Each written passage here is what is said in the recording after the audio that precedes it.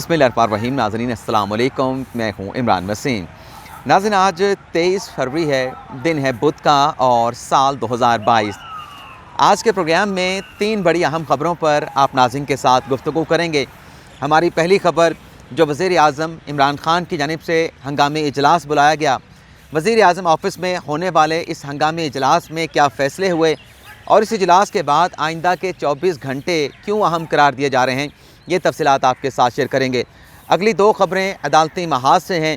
आज Islamabad high court में chief justice की अदालत में पीका का जो ऑर्डीनेंस हुकूमत की जानिब से जारी किया गया है, इस ऑर्डीनेंस के ख़िलाफ़ 2 आइनी दरख्वास्तों पर समाअत हुई है और पहली समाअत में ही अदालती टीका लगा है पीका के नए ऑर्डीनेंस को, जहाँ अदालत ने FIA को पीका कानून के तहत मशरूत तौर पर गिरफ़्तारियों से रोक दिया है। वैसे मीडिया पे ख़बर ये चली है कि गिरफ़्तारियों से रोक दिया है, लेकिन मैंने जो आज की समाअत सुनी है उसके मुताबिक ये एक कंडीशनल हुक्मनामा जो है वो आज की समाअत के बाद जारी किया गया है। तो इस मुकदमे की समाअत का अहवाल भी आपको बताएंगे। इसके अलावा मोहसन बेग की FIA के ख़िलाफ़ भी एक दरख्वास्त पर समाअत हुई है, उसकी डिटेल भी आपके साथ शेयर करेंगे और ये मुकदमा भी चीफ जस्टिस की अदालत में सुना गया है। तो पहले जो अदालती महाज से 2 अहम ख़बरें हैं उनकी तफसीलात आपके साथ शेयर करते हैं। नाज़रीन, मोहसन बेग ने जो FIA की जानिब से एक नया मुकदमा उनके ख़िलाफ़ दर्ज किया गया है, इस मुकदमे की क्वाशमेंट के लिए इस्लामाबाद हाई कोर्ट में रिट पटिशन दायर की। इस दरख्वास्त की चीफ जस्टिस ने जब समाअत का आगाज़ किया तो लतीफ़ खोसा जो कि मरकज़ी वकील हैं मोहसन बेग के इस सारे मुकदमात में, तो वो ख़ुद पेश नहीं हुए, बल्कि उनके जो चैम्बर के एक जूनियर वकील थे वो चीफ जस्टिस की अदालत में पेश हुए और उनकी जानिब से सिर्फ इतनी दरख्वास्त चीफ जस्टिस से की गई कि चूँकि कल मोहसन बेग का जो मरकज़ी मुकदमा है उसे अदालत में समाअत के लिए मुकर्रर किया गया है, हुक्काम को भी बुलाया गया है, FIA को भी बुलाया गया है, तो इस केस की समाअत भी कल की उस समाअत के साथ कल के मुकदमे के साथ यकजा कर दिया जाए और कल ही हमारी इस दरख्वास्त को जो है वो सुना जाए। तो इस पर अदालत ने ऑर्डर जारी कर दिए। 24 यानी कल मोहसन बेग का जो इस्लामाबाद हाई कोर्ट में मुकदमे की समाअत होने जा रही है, उस केस के साथ इस केस को क्लब करके जो फ़रीक़ैन हैं, जो FIA है, DG FIA है, उन्हें नोटिस जारी कर दिया है। इसके बाद जो PFUJ और एक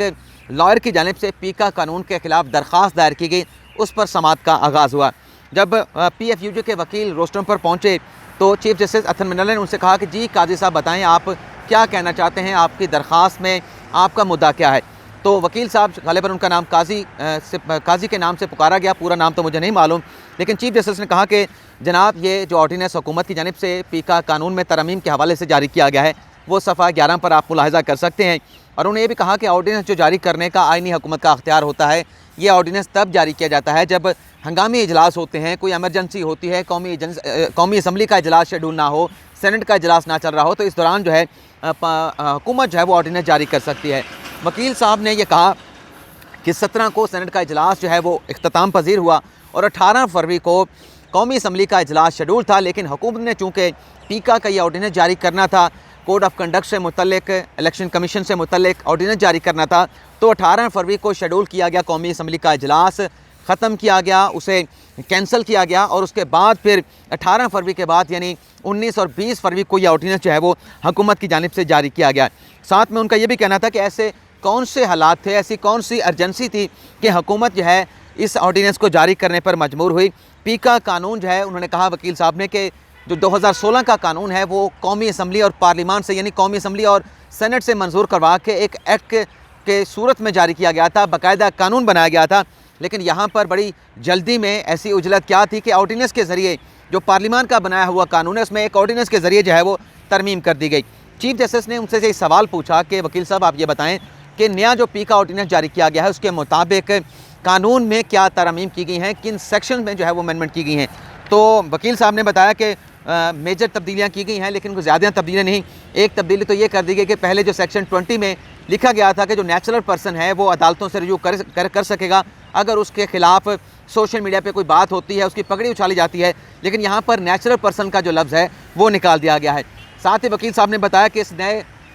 ऑर्डीनेंस के ज़रिए जो सज़ा पहले 3 साल की थी उसे बढ़ाकर 5 साल कर दिया गया है। ज़मानत भी अब नहीं, कोई अदालत नहीं ले सकेगी, जिसे भी पकड़ा जाएगा वो ज़मानत नहीं करवा सकेगा। और ये भी कहा गया कि इस नए ऑर्डीनेंस के ज़रिए जो डेफामेशन का कानून है, क्रिमिनलाइज तो हुकूमत ने पहले कर दिया था, लेकिन उसमें अब मज़ीद सख्ती ये कर दी गई है कि इसे काबिल ताज़ीर जुर्म बना दिया गया है, यानी फौरी तौर पे उस जिसके ख़िलाफ़ कंप्लेंट आएगी उसे गिरफ़्तार FIA कर सकती है। फिर उन्होंने कहा कि इसमें कुछ तरमीम ये भी की गई है कि 6 माह के अंदर फ़ैसला होगा, और अगर 6 माह के अंदर फ़ैसला ना हो सके तो मुतलका जो जज है वो अपने मुतलका हाई कोर्ट के चीफ जस्टिस के दरख्वास्त लिख के एक्सटेंशन का जो है वो मांगेगा, मज़ीद वक्त मांगेगा। तो चीफ जस्टिस ने कहा कि पब्लिक फ़िगर की जो तारीफ़ इस ऑर्डीनेंस में की गई है वो तारीफ़ तो होनी नहीं चाहिए थी, बल्कि चीफ जस्टिस ने यह भी कहा कि सारी दुनिया में इस कानून को डीक्रिमिनलाइज कर दिया गया है। बल्कि उन्होंने वकील साहब से पूछा कि आपको मालूम है कि किन ममालिक में इस जुर्म को, इस ऑफेंस को जो है वो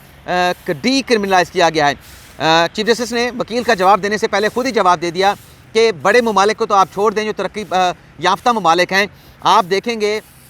अगर आप रिसर्च करेंगे तो ज़िम्बाब्वे, कांगो और युगांडा जैसे ममालिक में भी इस ऑफेंस को जो है वो डीक्रिमिनलाइज कर दिया गया है। तो वकील साहब ने कहा, तो वकील साहब ने इसका फिर जवाब ये दिया कि पाकिस्तान में तो अभी इसका आगाज़ हुआ है। तो इस पर चीफ जस्टिस अतन मिनल्ला भी हंस पड़े और कमरा अदालत में मौजूद जितने सहाफ़ी थे, जितने वकला थे, वो भी बेसाख्ता जो है वो कमरा अदालत में हंस पड़े, यानी उनके कह के जो है वो कमरा अदालत में बुलंद हो गए। इसके बाद अदालत ने कहा कि जो सेक्शन 20 है पीका कानून का, उसकी वायरीज जो है वो ऑलरेडी अदालत में चैलेंज की जा चुकी हैं। मुकदमा अदालत में ज़ेर इल्तवा है। अटॉर्नी जनरल को हम नोटिस जारी कर रहे हैं और इसके साथ साथ हम ये डायरेक्शन भी जारी कर रहे हैं कि जब तक ये मुकदमा ज़ेर समात है, जो SOPs FIA ने खुद तैयार किए, उन्हें SOPs को तैयार करवाने के बाद अदालत से, हाई कोर्ट से, सुप्रीम कोर्ट से वेट करवाया गया, उसकी इंडोर्समेंट करवाई गई, जब तक ये मुकदमा ज़ेर इल्तवा है, हम FIA को ये डायरेक्शन जारी करते हैं कि किसी भी शख्स के ख़िलाफ़, इस SOPs के ख़िलाफ़ किसी भी दरख्वास्त के ऊपर कार्रवाई नहीं की जाएगी। और अगर ऐसी कोई वायलेशन हुई SOPs की,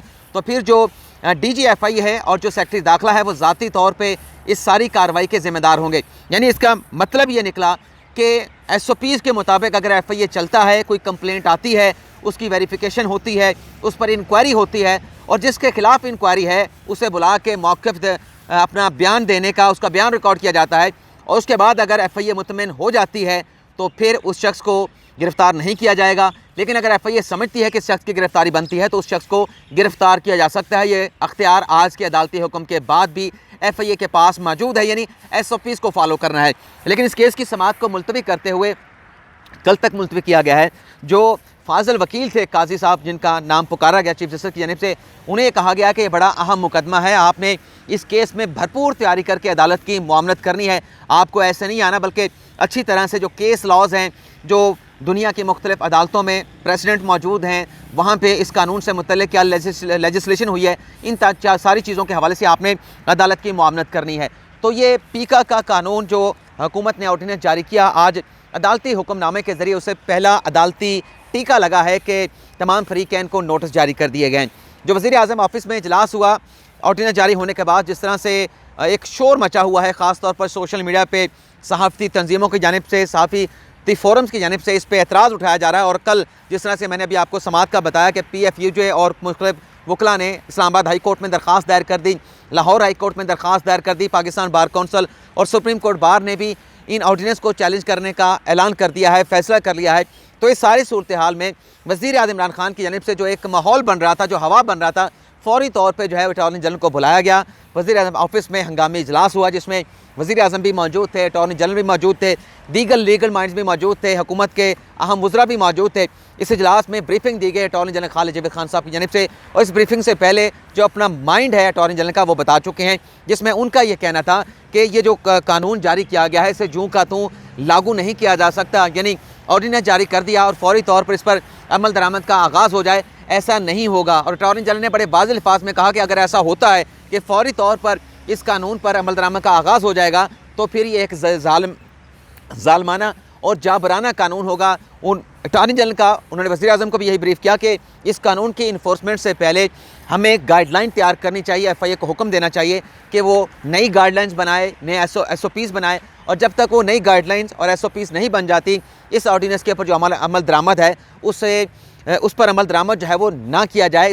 इसे एक तरह से सस्पेंड रखा जाए। तो वज़ीर आज़म इमरान खान ने अटॉर्नी जनरल की इस बात को सराहा है, और अटॉर्नी जनरल ने इस बात का ऐलान भी किया है कि कल जो इस्लामाबाद हाई कोर्ट में मोहसिन बी की गिरफ़्तारी से मुतल्लिक़ मुकदमे की समाअत होने वाली है, और आज के इस मुकदमा जो पीका कानून के ख़िलाफ़ जिसकी समाअत हुई इस्लामाबाद हाई कोर्ट में, कल जब इस्लामाबाद हाई कोर्ट में चीफ जस्टिस की अदालत में इस केस की समाअत होगी, क्योंकि अटॉर्नी जनरल को नोटिस जारी करके अदालत ने तलब कर रखा है, तो अटॉर्नी जनरल खालिद जावेद खान साहब का ये कहना है कि वो इस हवाले से जो ऑफिशियल स्टेटमेंट है, जो पॉलिसी बयान है हुकूमत का, वो अदालत के सामने रखेंगे। पॉलिसी बयान वही होगा जो मैंने आपको बता दिया है कि जब तक गाइडलाइंस तैयार नहीं होंगी, जब तक SOPs तैयार नहीं होंगे, इस ऑर्डिनेंस पे अमल दरामद रोक दिया जाएगा। इस ऑर्डिनेंस के तहत जो गिरफ्तारियां हैं कि फ़ौरी तौर पे आप गिरफ़्तार कर सकते हैं, अदालतें ज़मानत नहीं लेंगी, 6 माह के अंदर फ़ैसला होगा, ऐसी तमाम प्रोविज़न पर अमल दरामद नहीं हो सकेगा। लेकिन ये पॉलिसी बयान तो वो देंगे, लेकिन अगली जो बात है जिसका एतराफ़ करने जा रहे हैं, जिस पर बहुत सारे हमने सोशल मीडिया पर देखा है कि जो ट्रोल्स हैं वो कहते रहे कि जो कार्रवाई मोहसिन बेग के मुकदमे में इस्लामाबाद हाई कोर्ट के चीफ जस्टिस की जानिब से की गई है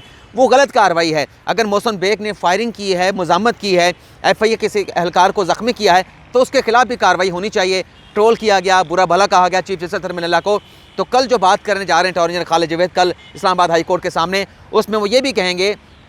कि FIA ने जो गैर कानूनी छापा मारा, जो रेड मारने वाले लोग थे गैर मजाज से, ये ऐसा इकदाम है जिसकी किसी तरह से कोई जस्टिफिकेशन, कोई जवाज़ नहीं पेश किया जा सकता। तो जब हुकूमत का वकील जाके अदालत में कहेगा कि FIA का घर में मारा गया रेड गैर कानूनी था, तो फिर जो लोग जज साहब की, चीफ जस्टिस की ट्रोलिंग कर रहे थे, उनके